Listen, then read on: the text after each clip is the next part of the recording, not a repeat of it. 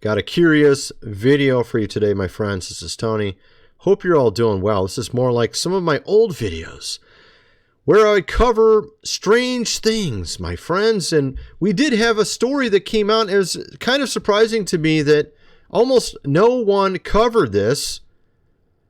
And it has to do with something that was seen over Washington, D.C. And it happened to be in the area where all these hearings were going on. And I'm like, no way. Are you kidding me? Look at this. They had UFOs over the building where they had the hearings. I'm like, seriously? And no one knows about this? I'm like, okay, I got to cover this.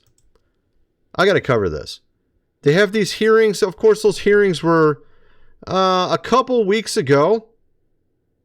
Now, a viral photo initially went out about a little over a week ago. So this might have been a week after the hearings, I think. Maybe I'm wrong. Maybe it was around the exact same time. I'm not quite sure because it doesn't say the date on the picture. But then there was also further corroborating video evidence, actually 2 different videos corroborating that this did occur. And I saw it on a local news, CNN local news in the area.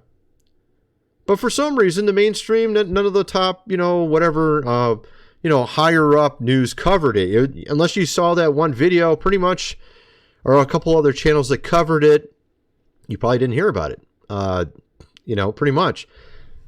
What happened here? Why? Okay, so they have these hearings on unidentified, phenomena, right? And they got all these new terms and stuff that they use other than UFO, you know what I mean? But it's so strange to me that this didn't make it to like the top news. Like a week, maybe it was even the same time frame. I'm not sure because it doesn't say here the date when this picture and this videos were initially taken, but at most it was probably a week afterwards. Over the same building where they had the hearings. I think that might be kind of relevant, right? So they believe these beings are from another planet. Why would they just randomly go to the city and just over the building where they're having these hearings that are being talked about in the world right now? It's just kind of a weird coincidence, right? I don't think it's a coincidence. Obviously, it's not. And the fact that they didn't cover it makes it even more strange to me. Makes me want to look more.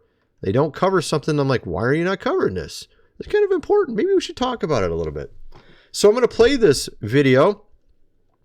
And actually, like I said, we're going to get into a ton of stuff. Actually, we're going to get into far more than that. We have, what else do we have? We got the mysterious lights over Capitol Hill.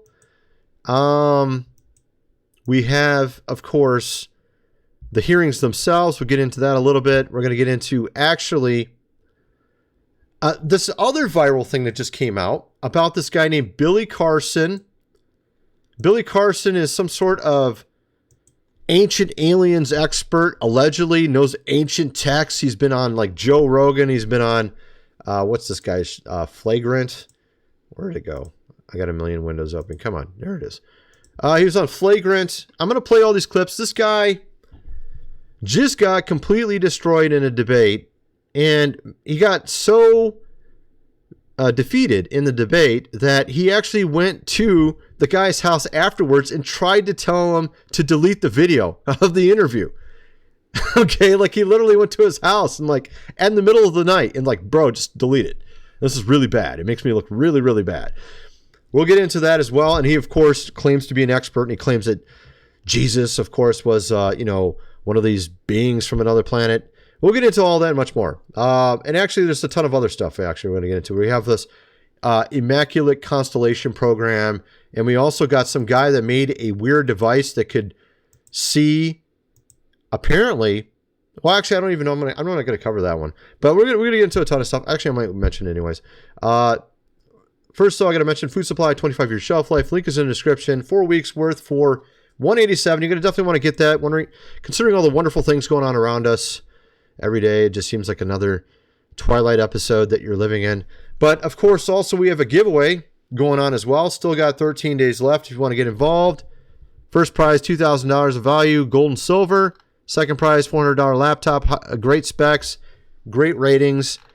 Third, 3 months worth of food supply, $800 worth.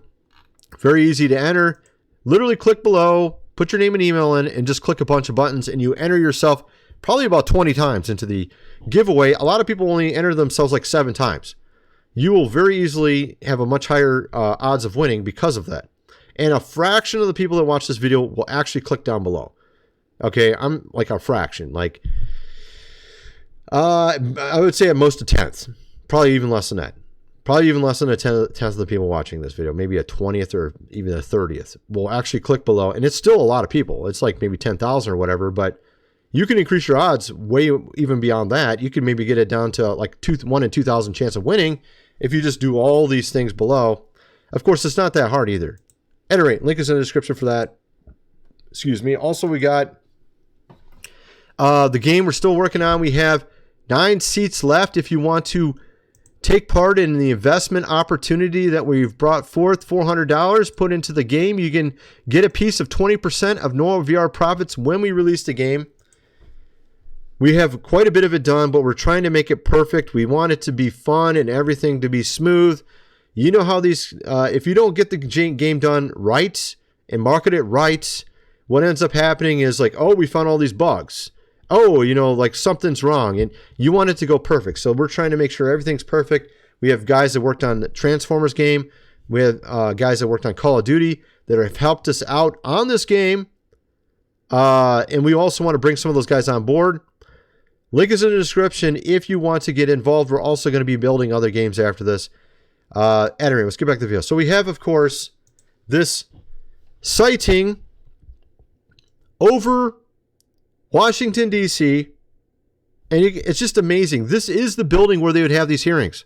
Here you go, right over it.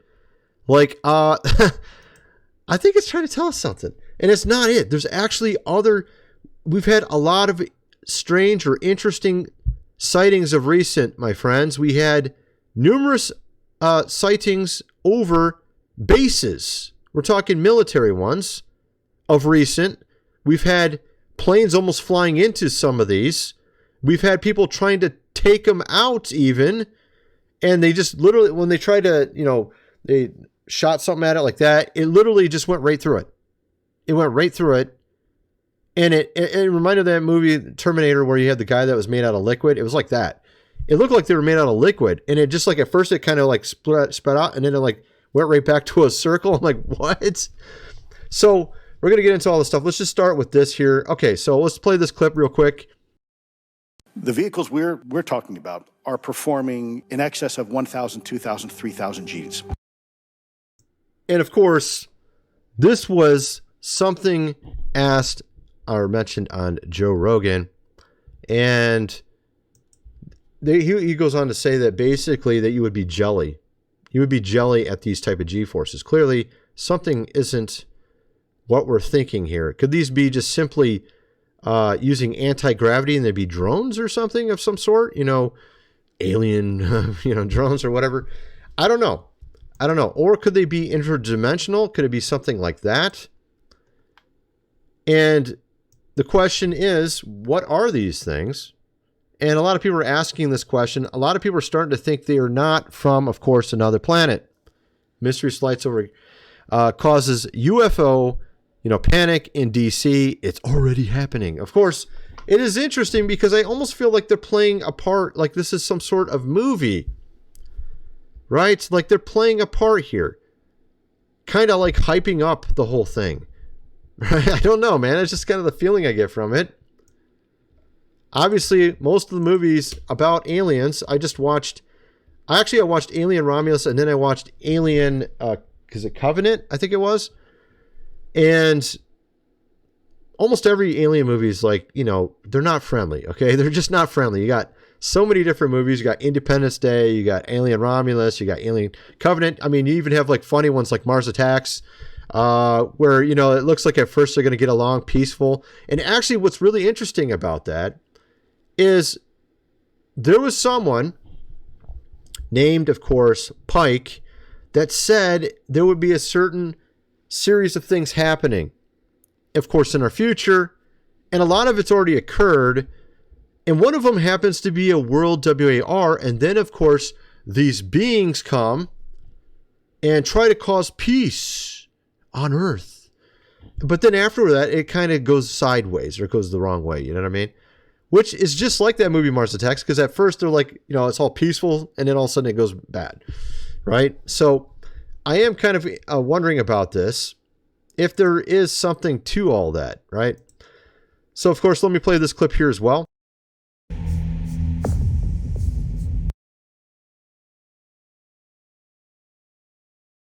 And you can see there these lights over DC, and you can see them here as well. Let me play this. Actually, without audio, because I don't know about this music in the background.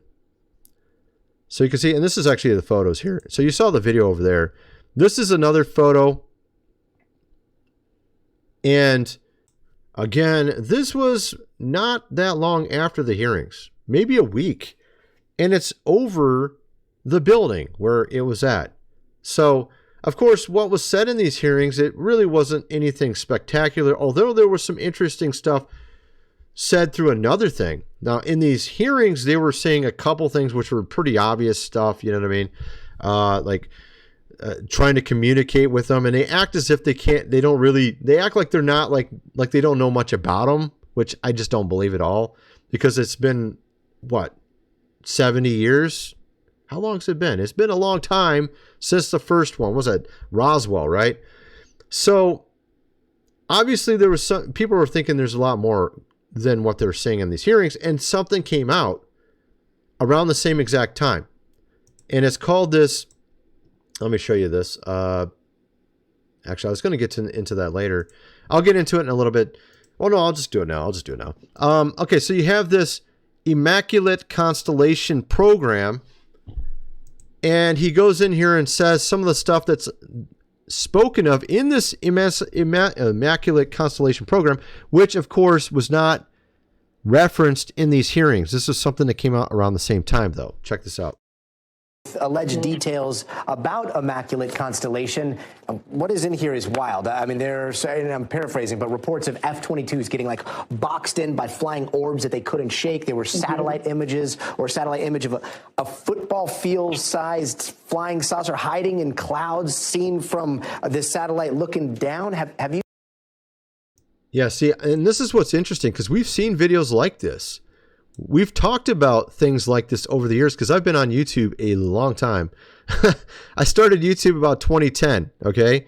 This channel.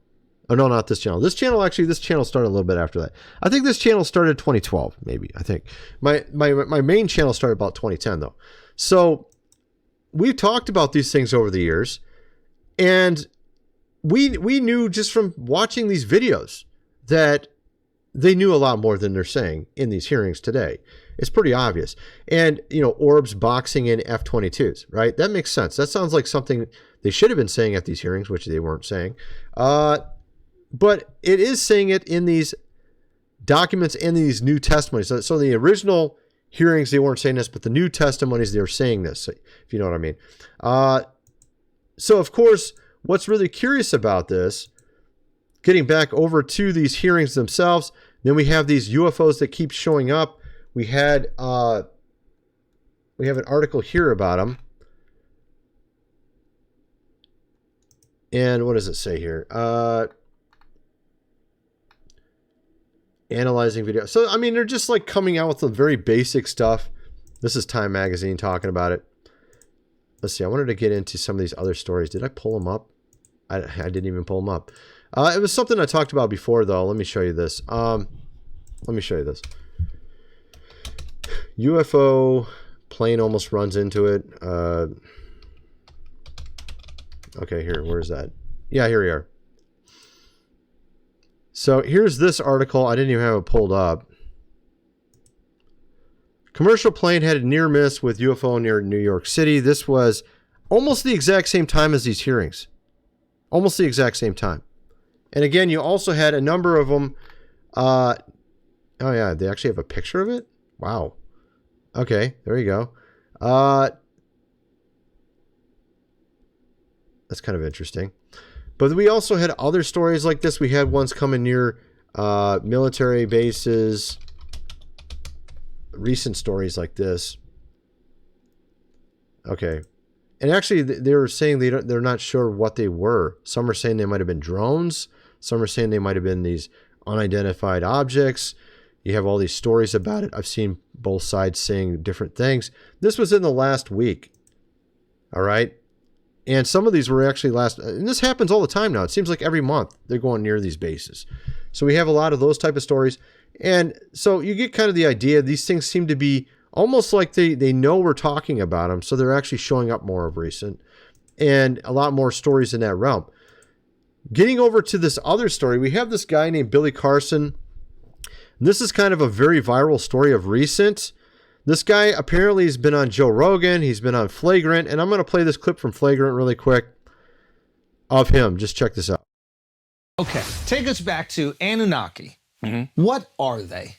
Well, these giants? Yeah. Okay, the Anunnaki, they are these beings that came from off-world. Okay, so all this understanding of this Anunnaki comes from Sitchins.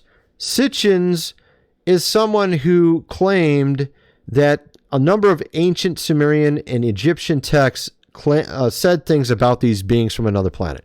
Okay? In reality, they don't actually say any of the sort. We have here Dr. Michael Heiser. He actually goes to one of these UFO, conferences, and he's actually a scholar in this area of ancient texts, and he actually has a website dedicated to debunking all of this, debunking the whole ancient aliens thing and everything. Let's see, Sitchins. Okay, here we go. Here's his website right here.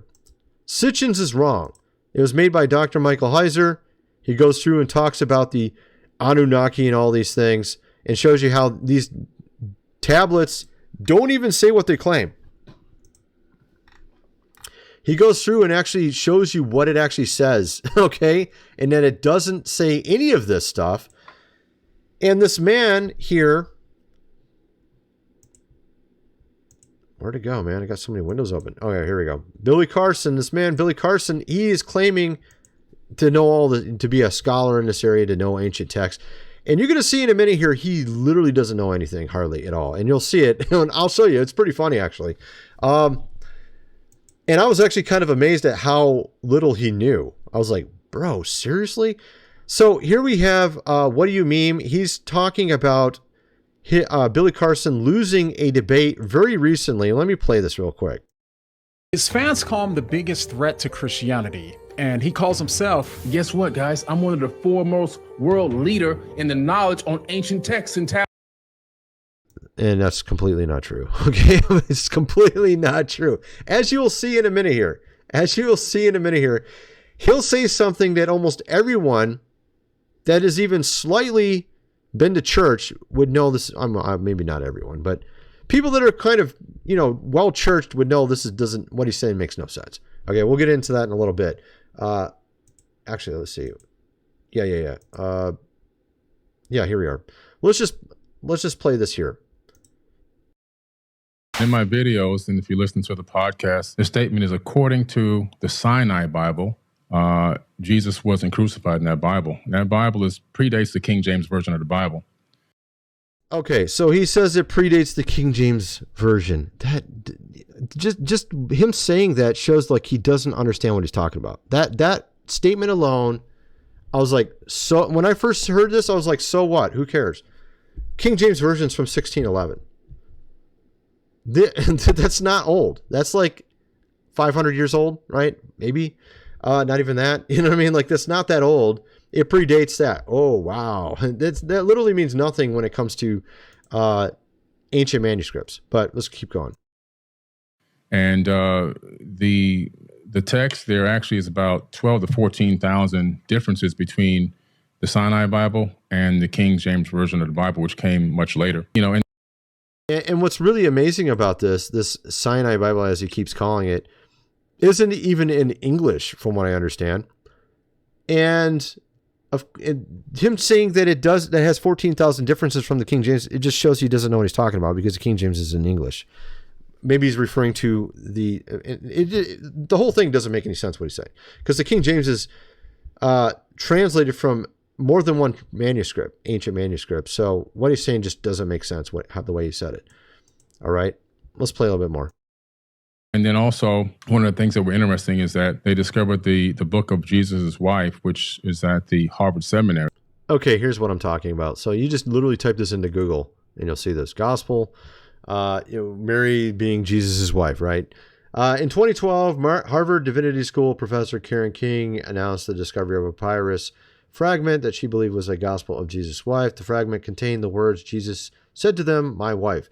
King believed the fragment was evidence that Jesus was married to Mary Magdalene. However, the fragment was later exposed as fake. This is the one he's referring to.